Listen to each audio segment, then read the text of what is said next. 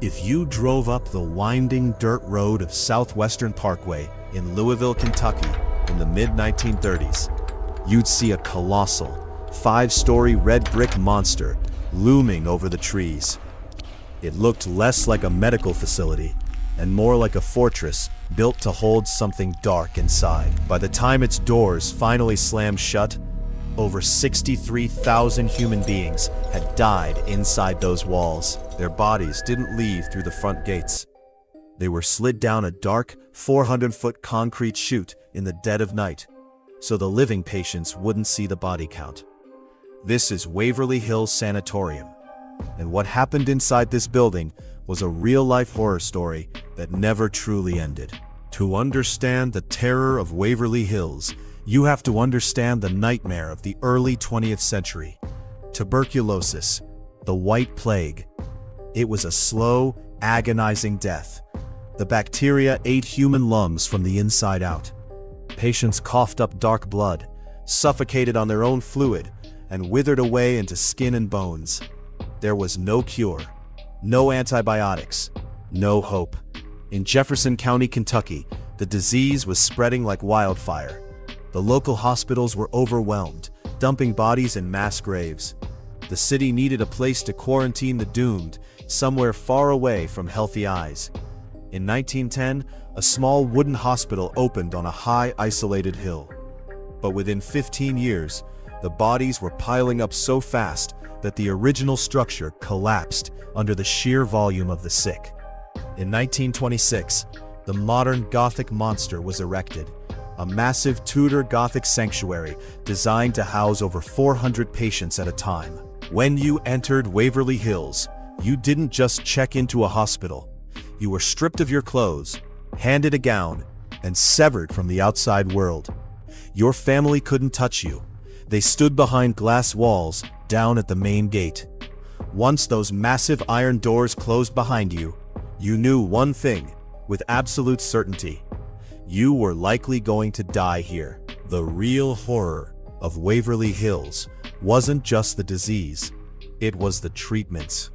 Because medical science had no chemical cure for tuberculosis, doctors turned to extreme, brutal physical experiments. They believed the only way to kill the bacteria was fresh air, sunlight, and aggressive mechanical intervention. Patients were kept outside, on open-air porches, in the dead of winter. It didn't matter if temperatures dropped below freezing, or if snow blew over their beds.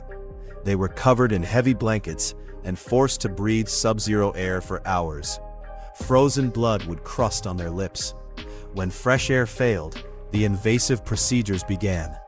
Doctors inserted small balloons into patients' lungs and inflated them with air to forcibly expand the diseased tissue. When that failed, they performed thoracoplasty, a barbaric surgery where doctors removed up to 7 ribs from a patient's chest cage without modern anesthesia.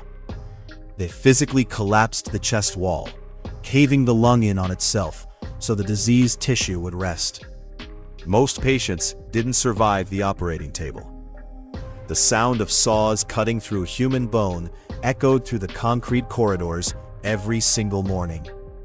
Those who survived the surgeries were subjected to UV light therapy, where skin was burned until it peeled in sheets. The pain in the wards was constant. Day and night, the halls rang with guttural coughing, the metallic scrape of surgical trays, and the muffled screams of people undergoing procedure after procedure without pain relief.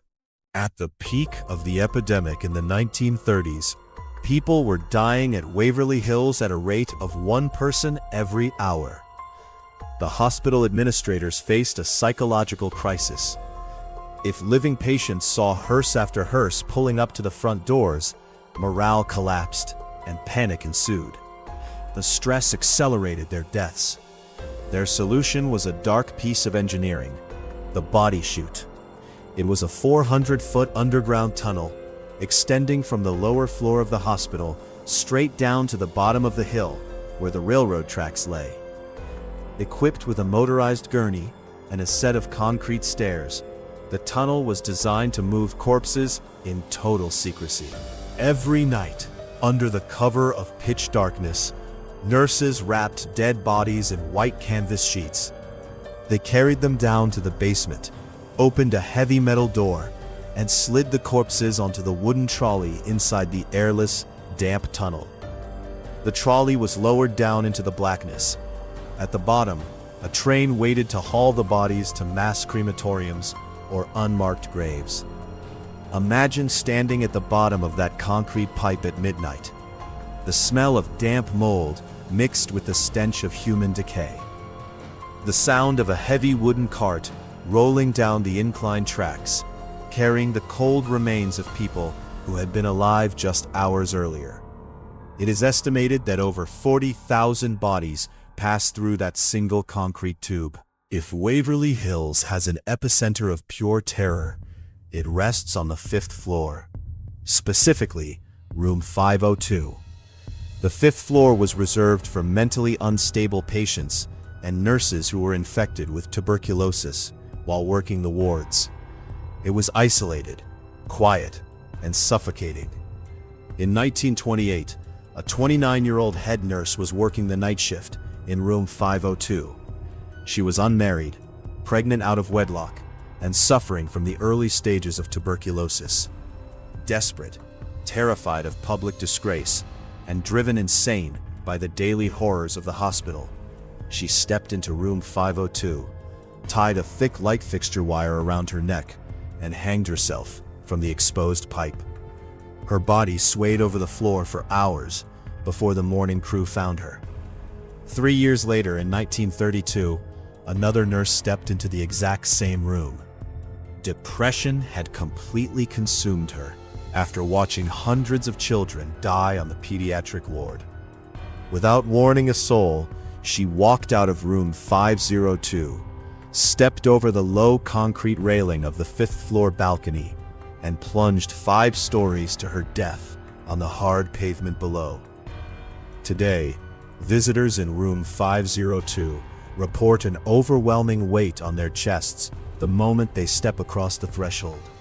People have experienced invisible hands pushing them toward the window, disembodied weeping, and the distinct sound of a woman screaming from inside the empty room. In 1961, with the discovery of streptomycin, tuberculosis was finally brought under control. Waverly Hills closed its doors as a sanatorium, but the building wasn't finished. In 1962, it was reopened as Woodhaven Geriatric Center, a facility for senior citizens and individuals with severe dementia.